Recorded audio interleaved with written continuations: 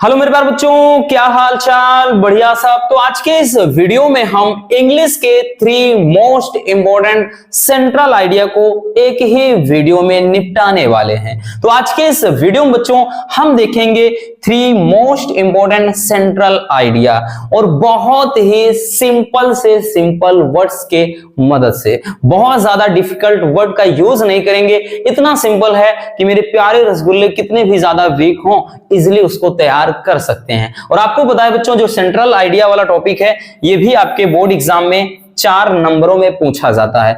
थोड़ा सा मेहनत करना और 4 नंबर आपके श्योर हैं और 100% वाले टॉपिक हैं, है ना। ऐसा नहीं कि भाई पता नहीं आएगा कि नहीं आएगा, ऐसा कुछ नहीं है। ये तो श्योर होता है कि आना है, तय है। इसलिए बच्चों आज इस वीडियो को कंप्लीट देख लीजिए। 3 सेंट्रल आइडिया कौन से तैयार करना है वो हम बहुत ही सिंपल तरीके से आपको समझाते हैं। तो चलिए देखते हैं बच्चों। सबसे पहला जो सेंट्रल आइडिया है वो है माई मदर एट 66। ठीक, माई मदर एट 66। ठीक, माई मदर यानी मेरी माता से 66 यानी 66 वर्ष की। ठीक, देखिए इसमें होता क्या है, आपको पता है कि इसमें एक जो कमला दास होती हैं, ठीक, कवित्री कमला दास, उनकी जो माता है, कमला दास जी की जो माता हैं वो क्या है, बहुत ही बूढ़ी हो चुकी हैं।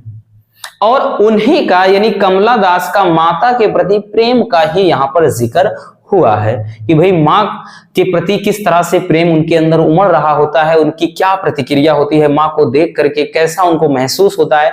ये सारी चीजें क्या है, बहुत ही बढ़िया तरीके से इसमें सजाई गई हैं। ठीक है ना। तो चलिए बच्चों लिखेंगे, क्या लिखेंगे हम, ध्यान से समझिएगा, एक एक पॉइंट को अच्छे से समझेंगे। तो लिखेंगे बच्चों, the poem my mother at 66 is composed by Kamala Das. देखिए आप जो भी होगा इसको कामा, यहां पे इन्वर्टेड कामा रखेंगे बच्चों, यानी कॉमा लगाएंगे, इतना याद रखना। तो the poem my mother at 66 यानी कविता का नाम कंपोज्ड बाई कमला दास। तो ये कमला के दास मतलब कमला दास जी के द्वारा रचित एक कविता है, क्या, माई मदर एट 66। तो माई मदर एट 66 कमला दास द्वारा रचित एक क्या है, कविता है। द पोएम शोज, ये जो कविता है ये क्या दिखाता है, the fear of losing her mother. ये जो कविता है माँ के मतलब बिछड़ने के भय को दर्शाता है। ठीक, किसके, यानी कमला दास जी के। तो ये जो कविता है वो कमला दास जी के माँ के बिछड़ने के भय को दर्शाता है यानी दिखाता है। आगे लिखेंगे बच्चों, her mother is in the last stage. जो उनकी माता है वो क्या है, लास्ट स्टेज में है ऑफ हर लाइफ, अपने जीवन के।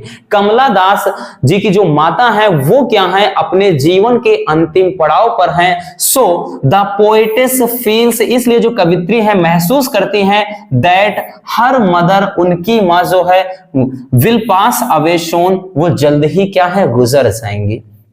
ठीक, इसलिए जो कवित्री हैं वो ये महसूस करती हैं कि उनकी माँ क्या है, जल्द ही अब गुजर जाएंगी। Poetess get scared of this thought, मतलब इस विचार से जो कवित्री होती हैं वो डर जाती हैं। जब ये सोचती हैं कि अब मेरी माँ गुजरने वाली हैं तो वो इस विचार से क्या है, बहुत ही ज्यादा डर जाती हैं। और लिखेंगे आगे कि to come out of this thought, इस विचार से वो जल्द ही बाहर आती हैं। एंड कह रहा है कि कहां गया भाई, हाँ, सी लुक्ड आउटसाइड ऑफ कार, यानी इस विचार से बाहर आकर के वो कार के बाहर देखती हैं। ठीक, कार के बाहर, अब कार में क्यों, क्योंकि आपको पता है वो कोचीन एयरपोर्ट के लिए रवाना हो रही थी अपनी माताजी को छोड़ने के लिए। तो जब माँ के चेहरे को देखती हैं भाई वो बहुत ही ज्यादा, इनका चेहरा डल होता है।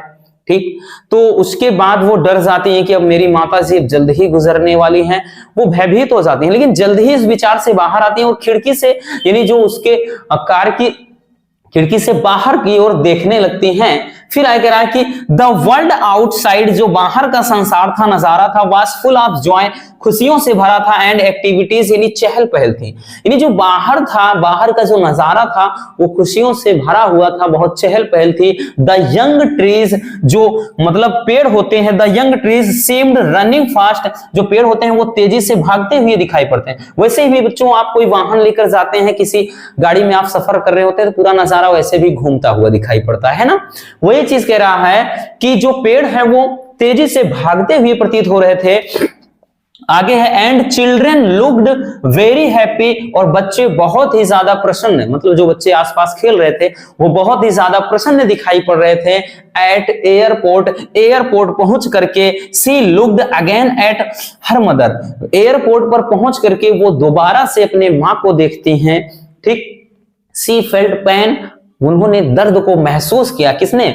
मतलब जो कमला दास जी होती हैं। ठीक, सी फेल्ट पेन कह रहा है कि उन्होंने दर्द महसूस किया। टू लुक, देख करके, एट द कलरलेस, मतलब बेजान पड़े। कलरलेस का मतलब जी क्या है भाई? जिसका रंग उड़ गया हो। कलरलेस एंड पेल फेस का मतलब पीला पड़ गया। तो वो क्या होती हैं? अपने मां के पीले पड़े हुए, हर मदर यानी अपने माता जी के पीले पड़े हुए और बेजान से चेहरे को देख करके दर्द को महसूस करती हैं।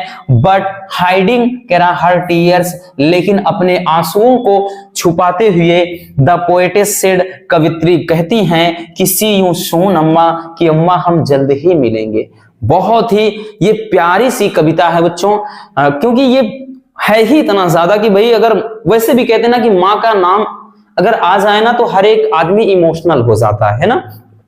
तो भाई यहां पर माँ के प्रति प्रेम यानी लगाव की भाई जिक्र, लगाव का जिक्र किया गया है। वो उनकी क्या प्रतिक्रिया होती है, यही क्या है central idea my mother at 66 में है।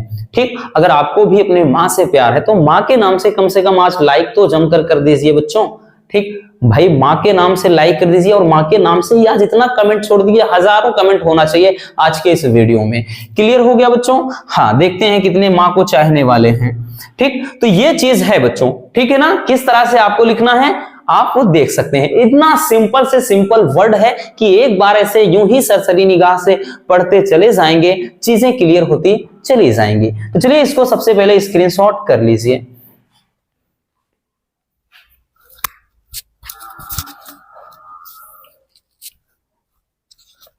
चलिए बच्चों, अब हम देख लेते हैं दूसरे वाले को। दूसरा क्या है? Keeping quiet. कीपिंग क्वाइट का मतलब चुप रहना, बोले तो शांत रहना। अब देखिए इसमें कीपिंग क्वाइट में जो है ठीक किस तरह से लिखना है ये भी बेहद इंपॉर्टेंट है। बस 3 ही आपको देखना है स्टार्टिंग के, माई मदर एट 66, कीपिंग क्वाइट और ए थिंग ऑफ ब्यूटी। आप 3 तैयार कर लीजिए बच्चों, चौथा जरूरत ही नहीं है। वैसे हम 2 भी बता सकते थे, 2 से तीसरा आने की जरूरत मतलब कुछ नहीं है, लेकिन हाँ इतना जरूर है 3 आएगा तो भाई 3, कभी कभार ये पूरे के पूरे 3 के तीनों मिल जाते हैं, तो आपकी मर्जी चाहे जो लिख दीजिए। ठीक है ना। चलिए देखते हैं बच्चों किस तरह से लिखेंगे कीपिंग क्वाइट। लिखेंगे सबसे पहले पहली लाइन तो अपनी वही होगी कि the poem keeping quiet is composed bye Pablo Neruda. ठीक है ना, पेब्लो या पाब्लो नेरुदा के द्वारा रचित क्या है? कविता है। कीपिंग क्वाइट पाब्लो नेरुदा के द्वारा रचित एक कविता है। आगे लिखेंगे it is a very simple poem, ये बहुत ही साधारण कविता है। आगे लिखेंगे बच्चों पोएट सेज, कवि कहता है दैट कि today our life is hasty, आज हमारा जो जीवन है वो भाग दौड़ से भरा हुआ है, यानी आज हम क्या है भाग दौड़ में परेशान हैं। एंड कह रहा है विदाउट डायरेक्शन, और दिशाहीन है। आज जो हमारा जीवन है वो भाग दौड़ से भरा हुआ है और साथ ही साथ क्या है? दिशाहीन है, यानी हम भेड़ बकरियों की तरह जी रहे हैं और बिना किसी पर्पस के हम भेड़ बकरियों की तरह इधर उधर भाग रहे हैं। कवि के कहने का सिर्फ यही मतलब है उनका। ठीक है, आगे लिखेंगे बच्चों द पोएट से आस्क, जो कवि देखिए poet ask us to stop, यानी कवि हमें रोकने के लिए कहता है। क्या रोकने के लिए? वार्स माने युद्ध। ठीक, कवि हमें युद्ध को रोकने के लिए, यानी लड़ाई झगड़ा जो वार चल रहा है, मारपीट चल रहा है। हेट नफरत को रोकने के लिए कहता है। पॉल्यूशन प्रदूषण को रोकने के लिए कहता है। किलिंग एनिमल्स जानवरों की हत्या करने के लिए रोकता है। हंटिंग आवर सेल्फ, ठीक है ना। और आत्म जो हम बात करें, देखिए हंटिंग का मतलब है हंट करना यानी मार देना, आवर सेल्फ यानी स्वयं को, ठीक, आत्मघाती जिसको बोलते हैं। तो इन सब चीजों के लिए कवि क्या करता है? हमको रोक रहा है। ठीक, जो कवि हमको क्या है? युद्ध को रोकने, ठीक, नफरत को कम करने, पॉल्यूशन को रोकने, जानवरों की हत्या करने या स्वयं को नुकसान पहुंचाने के लिए वो क्या है? रोकने को मतलब रोक रहा है। आगे लिखेंगे बच्चों कि ही सेज, वो कहता है। कौन कह रहा है? कवि कह रहे हैं दैट अर्थ टीचर, मतलब अर्थ टीचर्स नहीं होगा, टीचेस ए लॉट, पृथ्वी हमें बहुत कुछ सिखाती है। कवि का कहना है ये जो नेचर है वो हमें बहुत कुछ सिखाता है। भाई हम अगर ना सीखें तो इसमें हमारी गलती है। तो वही कह रहे हैं कि he says that earth teaches, यानी पृथ्वी हमें सिखाती अलॉट माने बहुत कुछ, बट लेकिन वी डू नॉट अंडरस्टैंड, लेकिन हम समझ नहीं पाते हैं द पर्पस ऑफ लाइफ, जीवन के उद्देश्य को। पृथ्वी हमें बहुत कुछ सिखाती है लेकिन हम जीवन के उद्देश्य को नहीं समझ पाते हैं। आगे लिखेंगे पोएट सेज, कवि कहता है दैट एनी प्रॉब्लम, यानी कोई भी समस्या कैन बी सॉल्व्ड, हल की जा सकती है बाय द सेल्फ इंट्रोस्पेक्शन, यानी आत्मनिरीक्षण के द्वारा। यानी इस दुनिया में कोई भी समस्या हो आत्मनिरीक्षण के द्वारा हल की जा सकती है। आगे लिखेंगे बच्चों की then we can resume our activities, तभी हम अपने काम को पुनः स्टार्ट कर सकते हैं इन द राइट डायरेक्शन, सही दिशा में। ठीक, यानी इसमें यह कह रहा है कवि कि इस जीवन में कोई भी समस्या हो आत्मनिरीक्षण के द्वारा उसको क्या किया जा सकता है, उसको मतलब उस समस्या से निजात पाया जा सकता है, उस समस्या से छुटकारा पाया जा सकता है। तभी हम क्या कर सकते हैं, तभी we can resume our activities, तभी हम अपने काम को पुनः से संचालित करा सकते हैं इन द राइट डायरेक्शन, यानी सही दिशा में। क्लियर हो गया। तो इस तरह से बच्चों आपको कीपिंग क्वाइट पर क्या लिखना है, सेंट्रल आइडिया लिखना है ना। मजेदार, बहुत ही सिंपल है, इससे ज्यादा भाई इजी तो हो ही नहीं सकता है। तो चलिए इसको भी स्क्रीनशॉट कर लीजिए।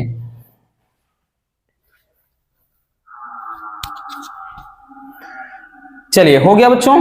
भाई आज तो साइड में एक जानवर चिल्ला के चारे के लिए लगता है परेशान है ना, डिस्टरबेंस हो रहा होगा, कोऑपरेट कर लेना भाई। कर क्या सकते हैं, जीव जंतु हैं, भूख लगेगी हमें जिस तरह से लगती है ना। चलिए अगला है बच्चों ए thing of beauty. A thing of beauty यानी सौंदर्य की वस्तुएं, ये भी बहुत ही ज्यादा ठीक है इंपॉर्टेंट, क्या बहुत ज्यादा इंपॉर्टेंट है। हमने बोला तीन के तीनों काफी ज्यादा इंपॉर्टेंट है। ए थिंग ऑफ ब्यूटी यानी सौंदर्य की वस्तुएं, ठीक, यानी इस जीवन में सुंदरता क्या है, कब तक रहती है। अब इस शारीरिक सुंदरता की बात नहीं कर रहा, इस नेचर की, ठीक है, नेचर के सौंदर्य के बारे में इसमें बात कर रहा है। तो सबसे पहले बच्चों लाइन सेम उसी तरह से लिखेंगे कि the poem A thing of beauty is composed bye John कीट, जैसे सब में लिखते चले आए कि जो ए थिंग ऑफ ब्यूटी जो कविता है, पोयम है, वो जॉन कीट्स के द्वारा क्या है, रचित है। आगे लिखेंगे a thing of beauty tells, a thing of beauty ये जो कविता है टेल्स हमको बताता है दैट कि the beautiful things are the sources of great joy and कह रहा है हैप्पीनेस, यानी ब्यूटीफुल थिंग्स जो सौंदर्य की वस्तुएं हैं are the sources of great joy and happiness, यानी ये खुशियों का क्या है, एक भंडार है, एक स्रोत है, यूं समझिए एक सोर्स है। सोर्स का मतलब स्रोत होता है, ठीक। तो वही चीज कह रहा है कि ये जो कविता है हमको ये बताता है जो सौंदर्य की वस्तुएं हैं वो क्या है, are the sources of great joy and happiness, यानी वो खुशियों और प्रसन्नताओं का एक स्रोत है। आगे लिखेंगे कि थिंग्स ऑफ ब्यूटी जो सौंदर्य की वस्तुएं होती हैं नेवर एंड, कभी खत्म नहीं होती हैं। Things of beauty never and, ये जो सौंदर्य की वस्तुएं हैं वो कभी खत्म नहीं होती, यानी कभी समाप्त नहीं होती हैं। देयरफॉर, इसलिए ब्यूटीफुल थिंग्स आर वर्थ ट्रेजरिंग, इसलिए जो सौंदर्य की वस्तुएं हैं वो एक अनमोल खजाना है, ठीक। सौंदर्य की जो वस्तुएं हैं बच्चों एक बहुमूल्य या अनमोल रत्न है, या फिर कह सकते हैं अनमोल खजाना है। वर्थ का मतलब अनमोल, अद्वितीय, ठीक, अद्भुत। ट्रेजर का मतलब खजाना होता है।